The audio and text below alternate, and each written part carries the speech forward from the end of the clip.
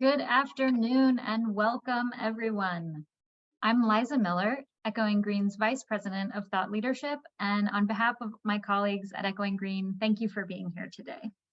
While we are virtual, we would love to know where everyone is tuning in from. I see some familiar names and some new names in our participants list. Please go to the chat, open it now, let us know who you are, where you're from, and just get the conversation started in the chat. There's lots of great folks, social innovators and support members here in the audience, and we'd love to see a lively chat today while we talk. I am so thrilled to be the MC for today's conversation. Speaking of today, today's event is a part of a much bigger event. It's the Catalysing Change Week, an annual virtual conference that's sponsored by Catalyst 2030. Catalyst 2030, which started in 2021 with Echoing Green as founding members, is a coalition of social innovators, funders, NGOs, and more who are all striving to achieve the SDGs by 2030. Catalyzing Change Week is a perfect opportunity to celebrate and elevate social innovators from around the globe, and I'm thrilled to introduce you to the folks on the panel today, who are all a part of the Echoing Green community. Since 1987, Echoing Green has found, selected, and supported a brilliant and impactful global community of social innovators who speak truth to power and challenge the status quo. Today, in addition to supporting social innovators, we aim to spark conversations and share our perspective on the evolution of our field, and today's conversation is no exception.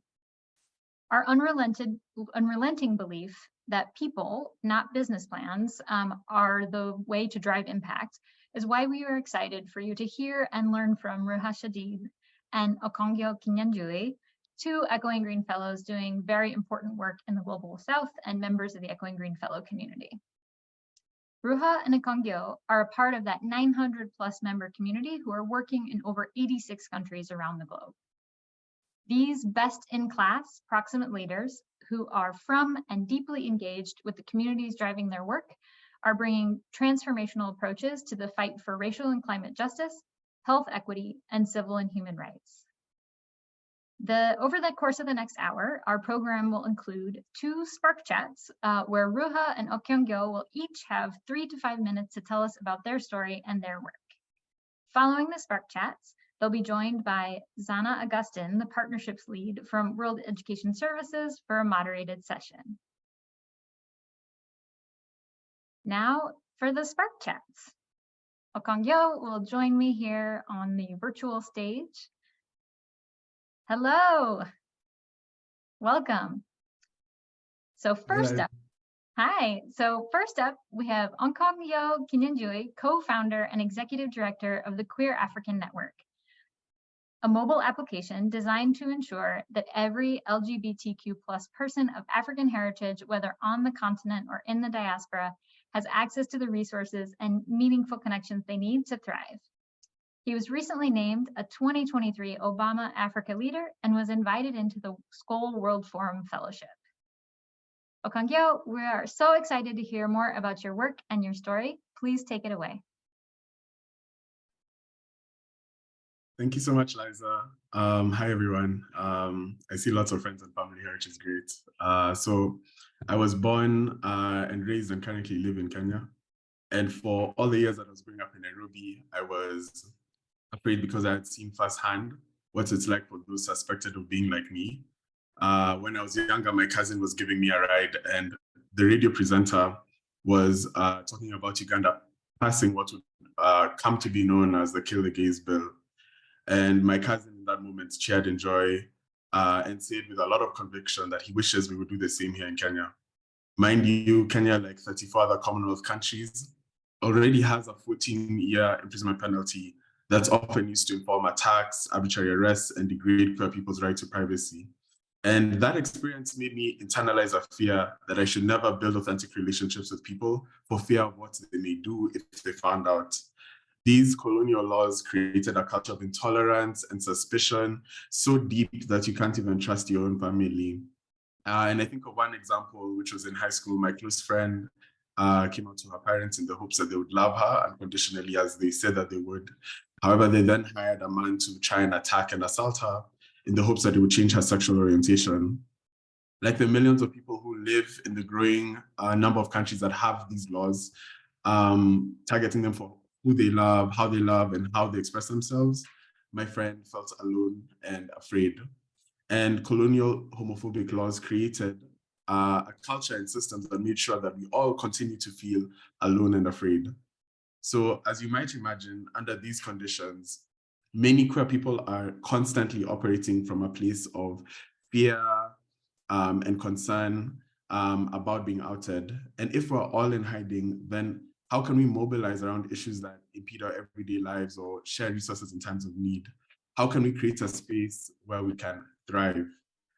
And that's why we created the Queer Africa Network, CAN. CAN is an online platform that we hope will ensure that every queer African, both on the African continent and the diaspora, has access to the resources they need, like community, verified opportunities, mentorship, fundraising, and safety. I don't believe that our platform has all the answers or is the only viable solution, but I do believe that by learning from the queer people who have come before me, we can co-create an approach that recognizes that queer people are innovators and we need to shift agency, dignity, and choice to them. Can exist because the virtual networks that I joined early in my life saved and sustained me. And more than that, those virtual networks inspired me. I had seen Black queer people use technology to create networks of care that was so innovative, it would blow your mind. So much so that I dedicated my undergraduate keystone to researching how queer Africans are using technology to protect themselves and each other.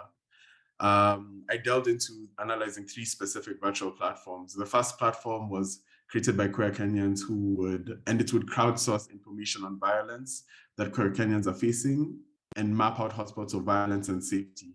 The second one was a social media app with a lot of unique inbuilt features to protect queer users. Not only did it include features like disappearing messages and screenshot blocking, years before those the social media apps that we use adopted it, they also included features like an app icon looking feature, which requires you to put in a specific equation into a calculator.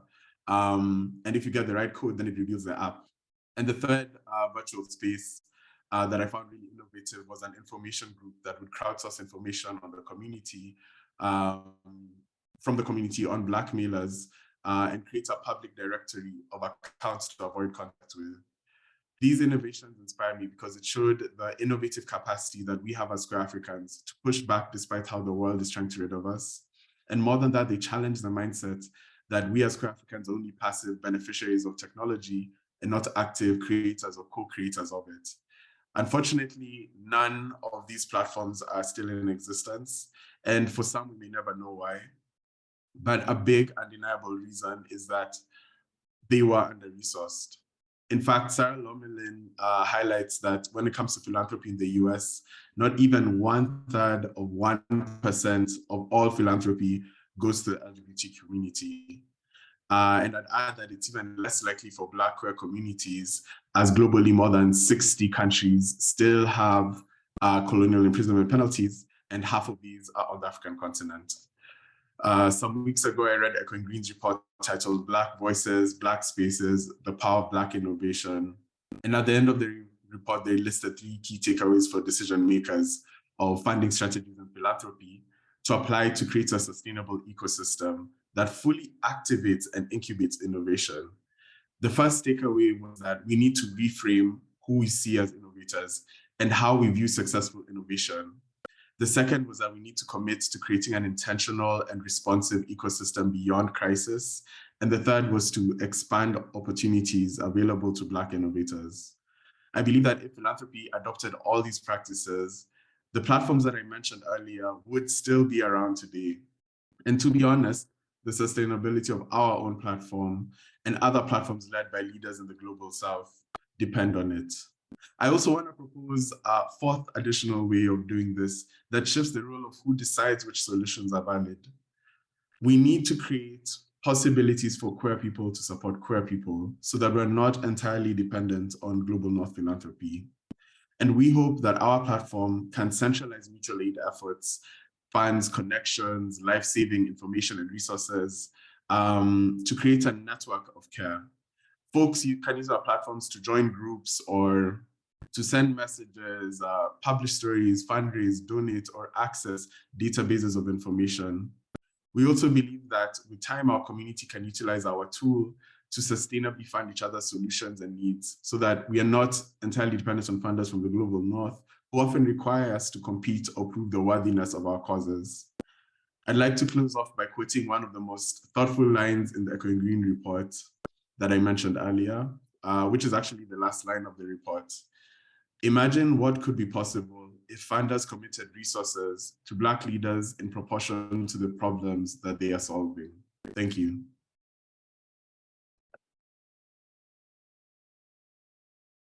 Thank you so much, Okongyo. And I have to say, you know, the staff was chatting to the side, and we didn't know how much you were going to promote our recent report, and we didn't actually realize how much it resonated with you. Thank you so much for talking about it and leveraging those calls to action. Could you unmute for a second, because I have a quick question before we move on. You were quoting a statistic, and I think you said something about the percentage of philanthropic dollars that goes to the queer community. Could you say that statistic again? Because I just want to make sure I heard it. Yeah, for sure.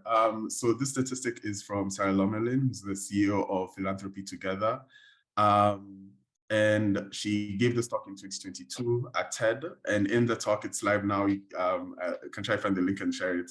But she says that when we look at philanthropy in the US, all philanthropy in the US, only 1/3 of 1% goes to LGBTQ communities. And that's in the US. And so, you know, we also know, unfortunately, because of the dangers of collecting info, that it's probably worse on the African continent, and much less than that 1/3 or 1%. Yeah. Well, I think it's so important to see that number shift, to create that network of care, and to create those possibilities that you described in your talk. Thank you again for sharing with us, and we're looking forward to bringing you back into the panel later on. So next up, we have Ruha Shadab, founder of Led by Foundation, which is an end-to-end employment technology platform working to increase the economic participation of Indian Muslim women. As a leading voice on issues of Muslim women's inclusion, Ruha has been featured on all of India's leading news outlets, including BBC Hindi, The Wire, The Print, Times of India, and the Hindustan Times. Ruha, we can't wait to hear more. Please go ahead and unmute and tell us more about your work. Thank you, Liza. Thanks for having me. Folks, there are two stories I want to start with. The first story has to do with my mother. My mother was married at the age of 17 and moved from a tiny town in India to a tiny town in Saudi, marrying my Indian father over there who was working. She never finished high school. And that was a thing that I didn't think too much about, but I did know this one particular story about her potential, which is she'd gone to a grocery store one fine day at the age of 22. She'd already had 3 kids and saw a notice for a chess competition, chess tournament. She ended up signing up for it and winning 3 years in a row, the female district championship for chess in this remote town in Saudi Arabia. And she tells me that the 3rd year that she won, the male champion actually challenged her because he was stunned by this woman who was able to win so many years in a row and was heard so much about. My mother tells me that she beat this man in 4 steps. She checkmated him under 4 moves. That is my mother, this woman with tremendous potential who wasn't really permitted or encouraged to even complete high school. The second story is when I was 12 years old, communal riots broke out in India in which 2,000 Muslims were lynched to death in a state just a couple of 100 miles away from my house. My mother told me where the most important documents in my house were, basically telling me what I needed to grab and run if a mob was to descend on my house. It's a very weird feeling to be the only friend because I was living in a Hindu majority setup, to be told what do you need to grab in case your house is set on fire at the age of 12 in a middle-class neighborhood. These two disparate stories, one of my mother's untapped potential and one of the systemic discrimination that Muslims face in India, are not necessarily disparate. Imagine what life is when you're at the intersection of that. Imagine what it is to be an Indian Muslim woman in India, where the education and employment of women within your own community is not encouraged, and you face systemic discrimination as being a Muslim. That is where my work comes in. We are creating a bridge between education and employment for Muslim women, ensuring that their representation and participation in the workforce increases, giving them the economic independence to raise their voice. Over the past 4 years, we've managed to have impact by getting 300 young Muslim women into the workforce, increasing their income at a much higher percentage than what their classmates from the same colleges have. And we've also been able to create system-level change by conducting research to quantify some of the challenges that Muslim women face. One of our research shows that Muslim women in India are likely to get only 50% of job callbacks as compared to their Hindu peers for the exact same quality of a resume. So this tells you the extent to which even entry barriers exist for Muslim women. We are excited by the progress that we've seen, and we believe that for a community to be heard, it first needs to speak up. Thank you for giving this platform for me to speak and for listening to me.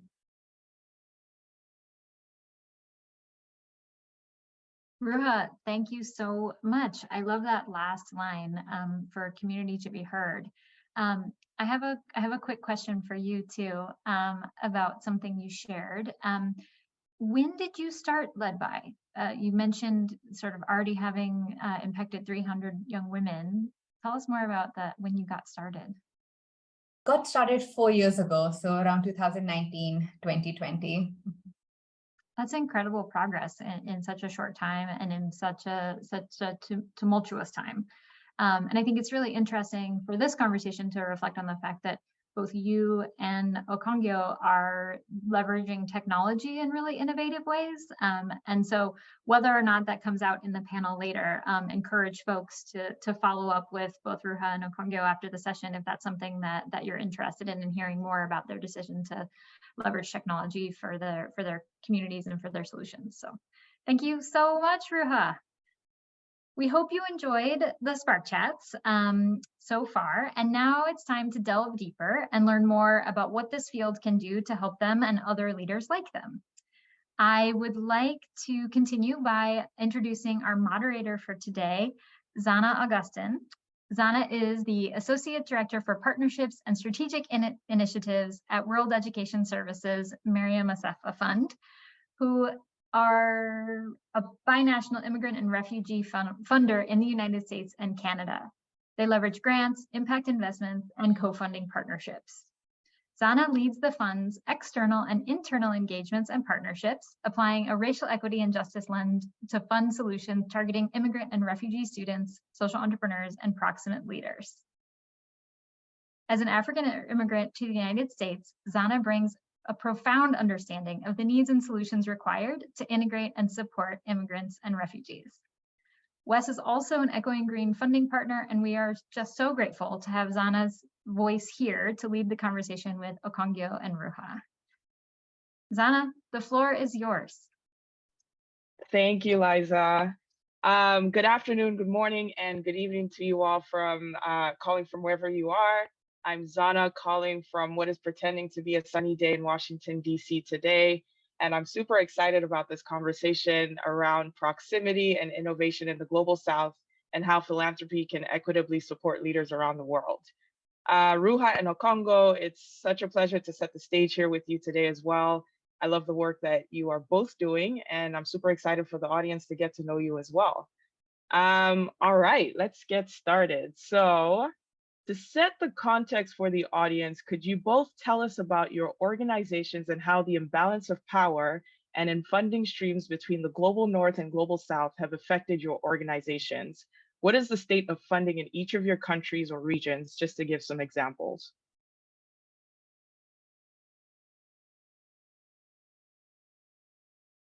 And maybe I'll pick on somebody. Okongyo, you could go first. All right, sure. So hi everyone again.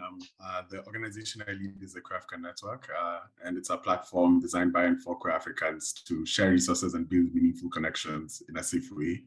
When we think about the relationship that we have as an organization in the Global South to funding streams in the Global North, I already cited the statistic from Sarah Longman, because not a lot of funders consider LGBT work important. And often even the ones that do give funding that are single term, like grants or for projects and not really like multi-year grants. There's this slogan from I think it's a Black Feminist Fund that goes along something like, funding like we care about the work you do. And I think that's something that really needs to be adopted when we talk about philanthropy. Another dynamic that I've kind of seen in my time doing this work is this top-down like approach where most of the solutions, like we're told what the solutions are versus really like empowering us and trusting us to know what the solutions should be. So for example, there's a recent potential like funder that we were talking to who was asking us why we're not focusing on, health or like a legal intervention or advocacy, and really wanted to like us to emphasize the advocacy element. But for us, we're focused on what our community needs and what they need to self-actualize, what their dreams are.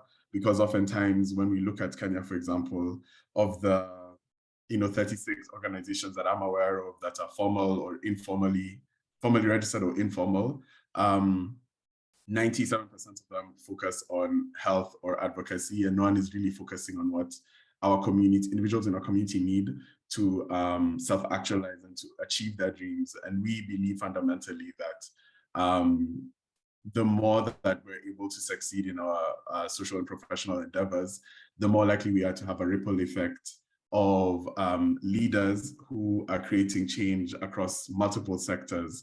And so our objective is really to like shift the dynamic in this system of funding between the Global North and the South so that we can restore agency, dignity, and choice back to our members in our community.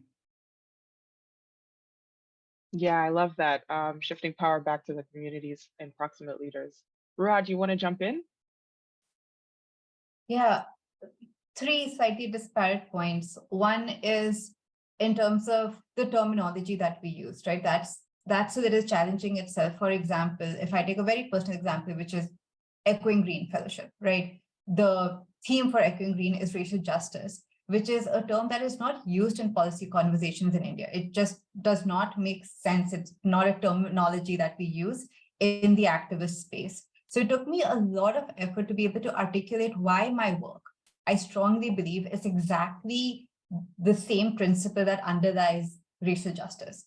But just even spending time crafting that argument just so that my work matches to the terminology being used in the Global North was something that I found challenging and essentially time consuming. The second is in terms of defining what do we mean by impact or scaling? So I've personally felt a bias towards breadth of impact versus depth of impact. And again, that's something that leaders should be given the space to debate and present for themselves. My work is a completely depth game and not a breadth game. And I feel very passionately about why depth matters over here as well. And it's not just about millions lives saved or lives touched impact. So that bias is also something that needs correction. And the third is recognizing that the risk-taking appetite of funders in the Global North is actually much larger sometimes than in the Global South. And that privilege of being able to take risk is something that we should definitely transfer to the Global South. Where I'm coming from is my organization works on Muslim women in India, which is in the current political environment in India, like explosive as a concept. And even though all we're doing is something super simple, we're just saying women should enter the workforce, this particular community is underserved. But that itself is politically fraught, and we don't have enough funders. Very large donor organizations have categorically told us that this is too political for us to touch. And then if people in the Global North can take that risk, they should take that risk. Yeah, I love that. I want to go back to your first point around terminology and it essentially being inequitable. And I think there's a question in the chat related to my next question, which is around it seems as though dominant culture is a critical factor in the power divide between the global north and the global south. How has dominant culture of the global north ignored critical policy issues and funding areas in the global south? What thematic areas in the global south do you feel need to be raised to those who have a seat at the table, especially in philanthropy? Um, I work at a fund. I think some of the discussions that we're having are around like multi-year funding versus single-year funding and how to deepen those relationships as opposed to expanding our grantee and portfolio, grantee partner and portfolio. Ruha, do you want to continue around that topic? That is challenging because of just the gamut of issues that are there. And again, bringing people to the table to listen and understand what are those issues could be super important. For example, I speak from my limited experience of working in India. And I think over here, conversations around strengthening democratic systems and democratic institutions is incredibly important. And that's something that I would want us to focus more on as large funding organizations. Would give the floor to Congo to add anything to that. Yeah, I think the thematic area that I definitely would say funders should be looking more at is LGBTQ initiatives, and not just in the SRHR lens or the legal lens, but really like what the community needs. And it's interesting, Ruha, there are so many things you said that actually really resonated with my experience. One of them was about like depth versus breadth. What we find is that sometimes like funders don't really want to or aren't willing to take a risk or fund as though they understand the context in which you're living. And what I mean by that is, for example, for us as a queer organization in Kenya, where there's a long legal battle trying to register our organizations in this country. And most funders wouldn't even want to touch us, right? But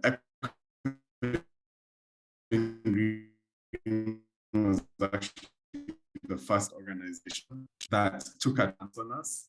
Sorry, I don't know if folks can hear me. I think I'm cutting off. But good for now. Equitably was the first organization that stuck with us as we were seeking like a fiscal sponsor, and then we were going through all the work of registration. And so, yes, I agree with Ruha that we need to shift that dominant culture of breadth versus depth, for sure. And then the other thing that I struggle with as well is that there's the issue of things that are seen as too political to touch, which I know Ruha talked about. And I think there definitely needs to be more like risk and commitment to what we're saying change actually looks like. Let me pause there. Yeah, those are some really good points. Okonga, in your Spark note, you mentioned colonialism, and I feel that that's influenced dominant culture and some of what we're talking about right now. And I think you've both given some recommendations around the change that you'd like to see. I'd love to hear how you see or recommend deconstructing dominant culture as a whole, and what do those accountability measures look like?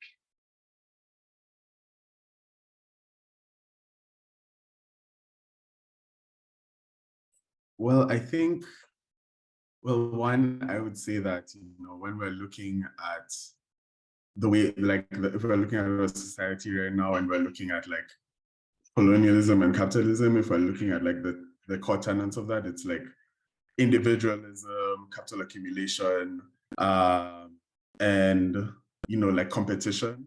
And in order to shift that dominant culture, we need a culture that's rooted in community, collaboration, and resource sharing. And so for us, as CAN, that's one of the things that we're targeting, right? Is that these laws didn't just like create penalties for specific like actions related to sexual orientation, gender identity, or expression. They created a culture of fear. And to shift the dominant culture, we need to shift that culture of fear. the difficult thing with that is even when we look at the dominant culture, there's an emphasis on data and information, right? As like a key necessity to create change. And what that does for communities where you're actually at risk for collecting data is that it invisibilizes you, right? Because they're like, if you don't have the data to prove that this is an issue, then we aren't gonna like support you, right? But then if you do collect the data, then both the researchers and the like participants are at risk of being imprisoned. And that's what we're seeing even with what's almost been passed in Uganda. Again, another colonial law that has now kind of manifested into worse consequences. Just it's by design, right? So yeah, that's what I would say. Yeah, I appreciate that. The point on invisibility, that's huge. It's sort of like perpetuates the systems that have already been established and things that we're trying to fight anyway. Ruha, do you want to add? Such good points, Okongo. I also want to layer the dominant culture. So when we're talking about the global north and the global south, and we're talking about, Okongo spoke about deconstructing the dominant culture in the global north, which is what the question was about. But Okongo's conversation also made me think that whom are we engaging with in the global south?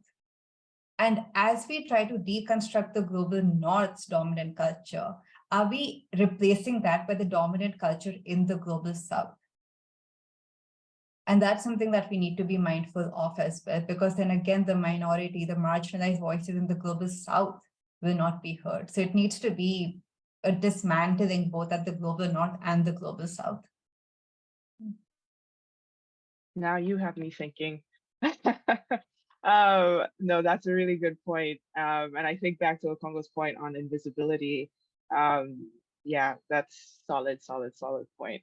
I'm gonna direct specific questions or a question to each of you. Okongo, I'll start with you. How is the mutual aid portion of your network solving some of the funding gaps that we see in philanthropy, especially around the controversy of 2S LGBTQIA+ issues in Africa? And I think you've mentioned this, but let's think about Uganda right now as well. What has worked for you to receive funding in this space?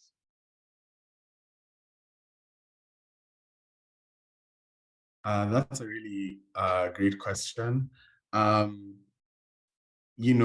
think, again, when we're talking about the mutual aid element of our platform, we're really thinking and talking about what it looks like to take a bottom-up approach for the people we're serving to be the ones to decide like how funding should be allocated or where to direct resources. And that's of course like now we're talking about member to member. But I think when it comes to even talking about like seeking funding for us to build this network of care, it's really been very difficult just because a lot of the solutions that currently exist are great, but they aren't like focused on our community. And I think what's helped a lot is finding and identifying funders who are really aligned with our values as an organization, who are not looking to duplicate solutions just so that they can say that we're funding this many, as you're saying, Namzana, like these are the many now X number of organizations in our portfolio, right?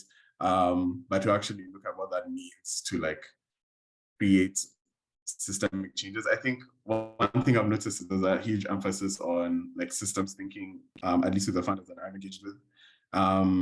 But there's also the emphasis on helping folks understand how to gather. Like I didn't understand, I knew it on a surface level, right?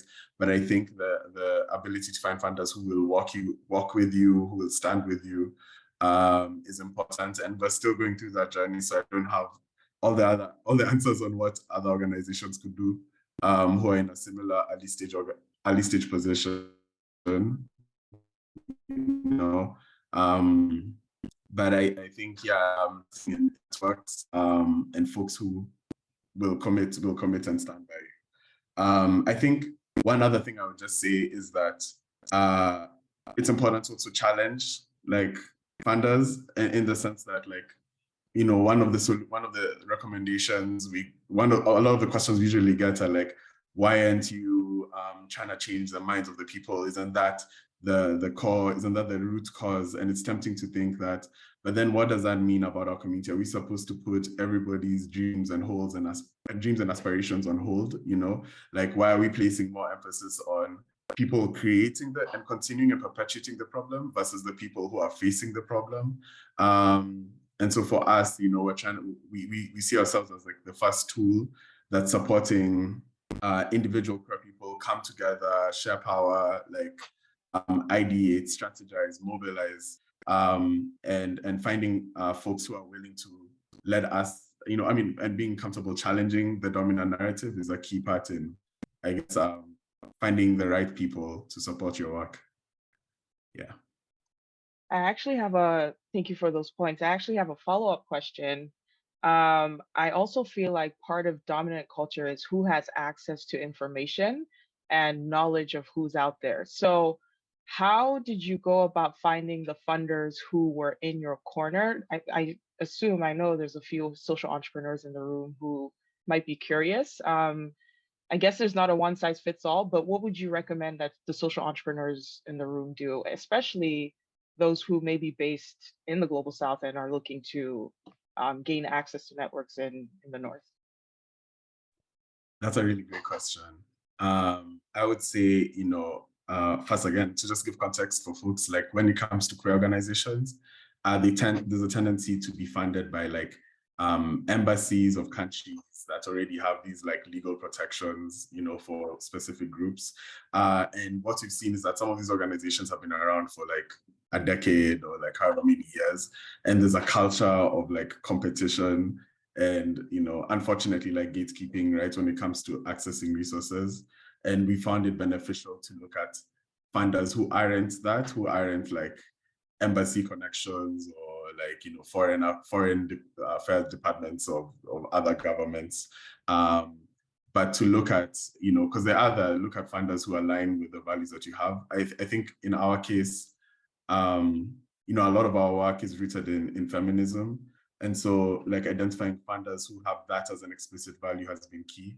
I think also there were some serendipitous things. Like, for example, I went to a school that was funded by Echoing Green. Echoing Green was our first grant. So when I was in high school, that was a school I went to. And so I was like a beneficiary of the work of somebody who had benefited from this network. And that was kind of full circle, years later now getting this chance. And I think educators in the room, you have a special place in my heart because I've seen what it does for helping a young person believe in their self and their capacity.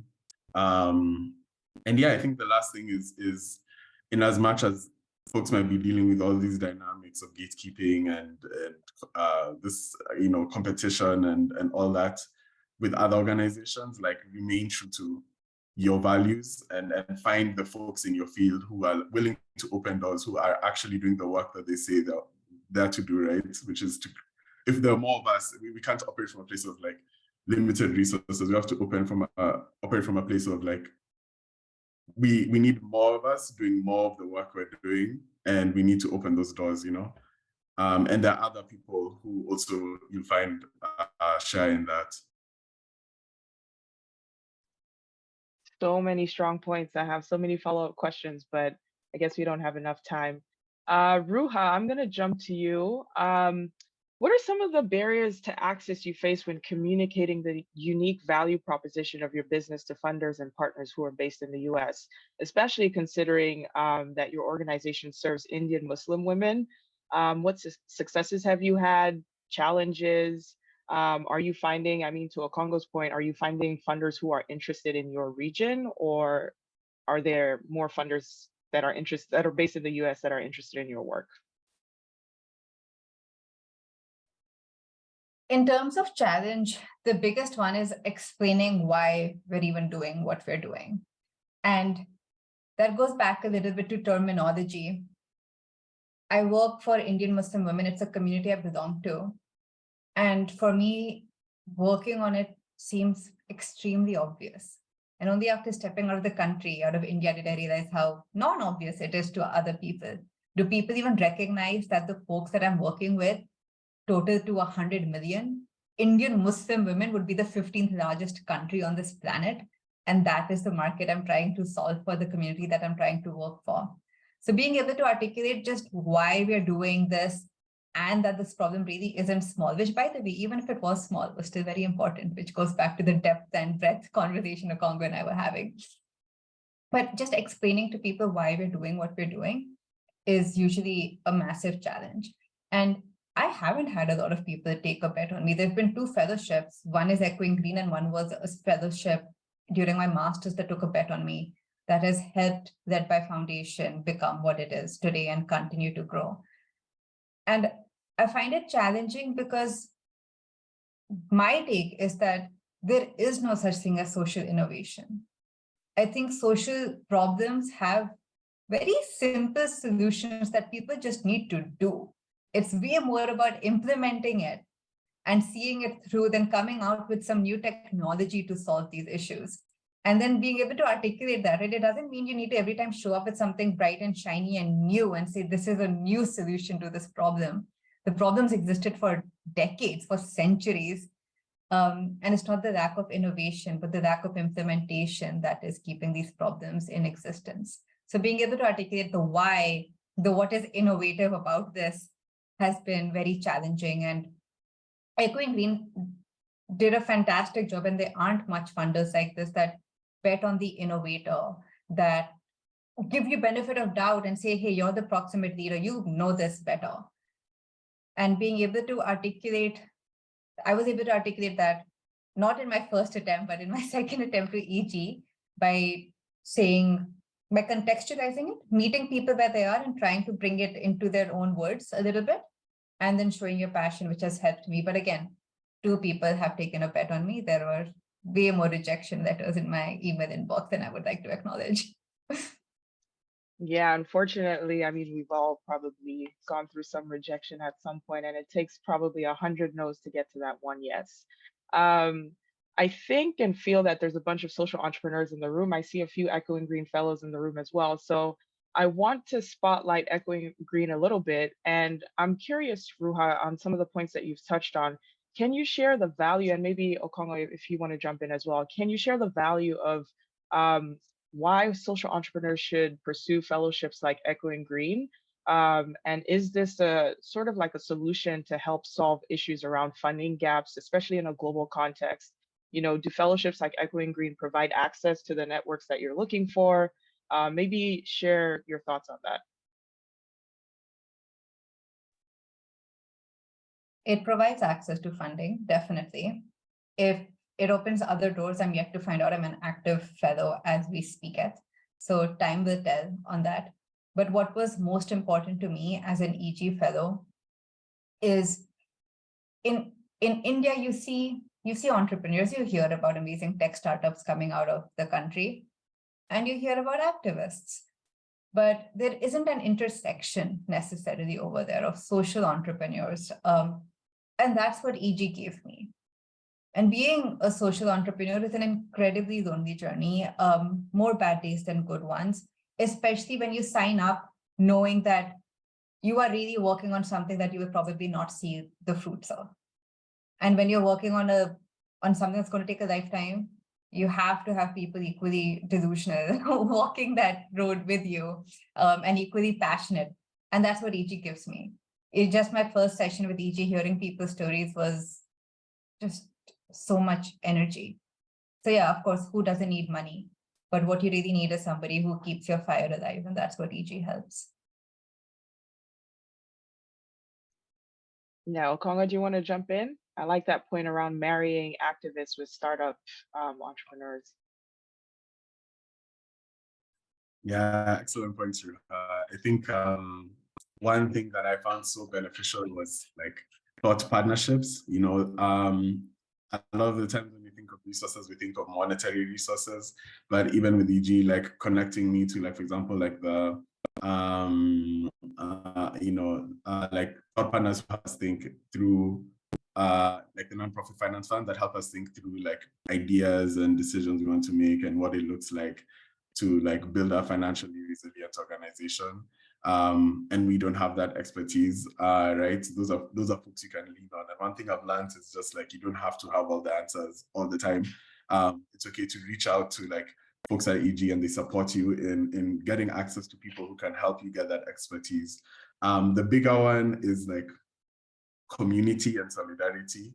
Like I can't tell you how lonely of a journey it is, but then to like get on a call with a couple of the Green Fellows who are in different fields, mind you, they're solving different issues in different fields, but are literally dealing with the same issues that you're dealing with, right? Like dealing with like old power dynamics, and you're the new folks like stepping into a picture, dealing with lots of, especially if you're doing work against that, not against the government, right? But like that actually is the work governments need to like start being held accountable for. Like folks in different issue areas are facing those same things. And now you have a community of people who you can strategize with, who know firsthand what it's like trying to set up your own thing with your own community, right? And then I think the last thing is just trust. Like I've had so many horror stories of people who got like restricted funding and funding that's tied to something like,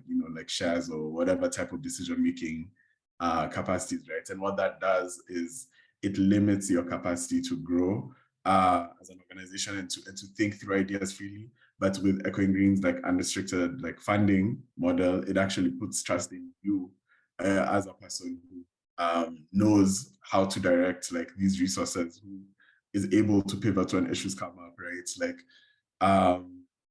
I just feel lucky because, as Ruha said, like the same for me, this was the second and the largest grant we ever got. Like the first grant we got was just a small project grant, and most of my organization was funded from my student savings. But like this was instrumental for us in so many ways. Yeah.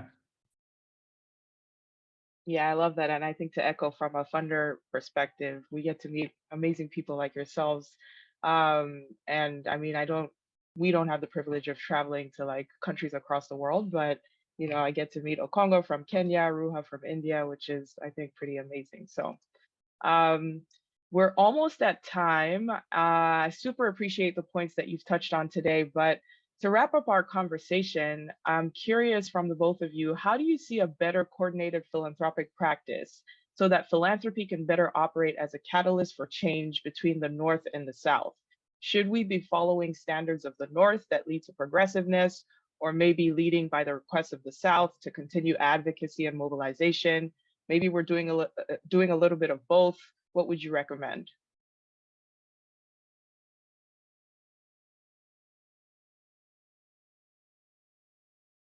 Ruha, I'll pick on you this time. Had to make Zana pick. It has to be both. And I'll again concretize this with an example. And let's take Echoing Green's example over here. Echoing Green's theme is racial justice. And I think although there was the terminology gap and I had to kind of spend time in creating that logical flow of connecting my work to racial justice, I think focusing on that was definitely pushing or progressing the kind of social conversations and policy conversations that we have in India. And we need that.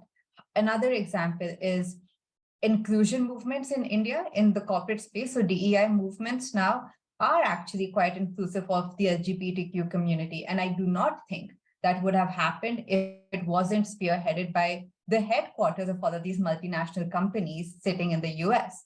So that worked. And that's excellent, right? But at the same time, we also need to be doing the second thing that you said, which is create space for the Global South to advocate and bring to the table what matters to them. So there has to be that flexibility, and there are institutions like EG that are creating that flexibility by creating a progressive theme, but letting you come and articulate how that progressive theme relates to your work.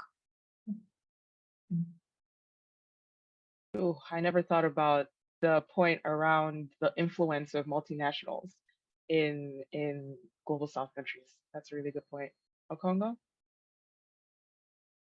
Yeah, I think Ruha said it perfectly. It has to be a little bit of both. And even the example I was thinking about was how, for example, locally, what we've seen as well is like organizations that get funding from the global north to like do a lot of work in strengthening like coalitions or mobilization or advocacy for women by women. Like some of those organizations don't consider like trans people, trans women, right? And they exclude them actively. But when you look at like some different groups in the global north of people providing these resources, banding together to have non-discrimination policies, for example, that are universally shared, that ensures that like even as they're giving resources and even if it's like unrestricted funding to people on the ground to like share those resources and plan with their community, they're not continuing to discriminate, right? Like there's that accountability mechanism as well that just ensures that we're not creating, freedom for just a small group of people, but really for like everybody, So I completely agree with that, with what Ruha had said about like that's one of the benefits of it. But again, like yes, there needs to be a balance. Like it needs to be, we can't be talking about solutions without the people we're serving in the room, so yeah, I would say a little bit of both for sure. And I think that goes back to your point earlier on around like giving power back to the community and making those decisions. I will stop here. Super sad to say bye to you both, but thank you for taking the time, and I wish you continued success in your work. Also, much appreciation to the audience for listening, and big thanks to Echoing Green for bringing us together. Thank you, Zana. Thank you, Okongyo. Thank you, Ruha. Just stay on the screen for a second because I want to offer just like a couple of reflections. I was really sort of heartened by some of the conversation in the chat, folks reacting to some of the things you were saying. And I think one of the things I'm taking away from today is, and maybe this is hearing it through my lens at Echoing Green and kind of in the networks where I am, but I heard a lot about risk and whether it was called that or not. I heard a lot about that sort of things being too political, bureaucracy and perception, driving decision-making over impact, restrictive support relationships. I just was thinking that, at Echoing Green and I think in the Catalyst 2030 network as well, where we're active participants, we talk a lot about the need to sort of redefine risk, both in philanthropy and beyond. And so I'm sort of walking away with this question to reflect on sort of what would breaking the dominant paradigm around risk mean to you and your organizations, and then even to Echoing Green and Zana to Wes too. I talked to you and to Esther Benjamin, one of our board members who's head of Wes, about this before, and that's what I'm walking away with today. So I just want to say again, thank you. In terms of like what's next, I think this conversation made it clear that we all need to do more to support Global South leaders like yourselves who have navigated through philanthropy and who've engaged with funders who really need to understand that your work and impact is unique to the community and culture you serve, and it can't be fit in a box. And ultimately, we all need to ask ourselves, are we doing all we can to equitably support and allocate resources to proximate social innovators? And I just want to say to all the social innovators in the room, in addition to Okongo and Ruha, I see a lot of familiar names in the chat and new ones as well. I just want to again say that many of the reflections that were shared about our values in the support system, you all were so complimentary to EG and the work that we do, are shared and are present in the Catalyst 2030 network. So if you're a social innovator in the room and you're here because you know Echoing Green, encourage you to look at the Catalyst 2030 website and consider joining as a member. It's a free membership. And it unlocks networking and collaboration opportunities with the over 3,000 to date and fast-growing membership base. But it also offers some really unique support opportunities.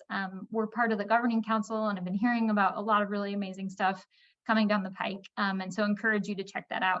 My colleague is going to drop a link in the chat for you to learn more. And to Ruha, Okongyo, Zana, thank you again so much. I think we're going to transition to sort of saying farewell to our audience here today, and really appreciate you being here. Finally, last words from me. If you want to hear more from Echoing Green about the other things we have going on, please fill out our survey through the QR code or by clicking the link that my colleague is about to drop in the chat. Using this link, you'll be able to share your thoughts about this session, but also sign up for our newsletter, which contains a wealth of information that's relevant, whether you're in the funding space or whether you're a social entrepreneur yourself, or you're just an ally of the field. The session was recorded and it will be available on the Echoing Green YouTube channel later in the week. And if you fill out that survey, you'll definitely get the link to it. Everyone here will receive an email when it's publicly available, so you can watch again and share with your networks. Thank you all for coming. Have a good day or night wherever you are in the world.